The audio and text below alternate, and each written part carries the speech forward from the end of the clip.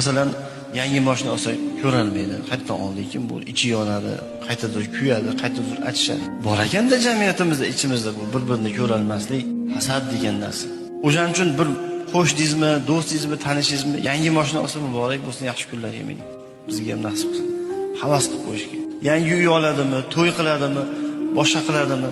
Folbinga borib, o'sha ishi yurayotgan odamni oldida baylaydiganlar bor ekan qarang. Buni qiziga ko'p sovuch kelyapti deb borib folbinga borar ekan. Qiziga ko'p sovuchga boryapti qarang. Ha bitta mo'min musulmonni ustiga ne'mat kelsa xursand bo'ling. Bir mashina olsa xursand bo'ling. Bir joyga ketyapsiz, sizni ham olib ketadi o'sha mashinada masalan. Yo bir mahallangizda bir inson boyisa, Xudo bersa ne'matdan o'sha ko'changiz asfalt qilib berar bir kun. Yo sizga bir pul zarur bo'lganda berib turadi. Boyisa boyisin, Xudoning berayotgan. Hasadgo'y inson shunaqa darajada yomonki deydilar. Alloh berayotgan ne'matga baxillik qiladi.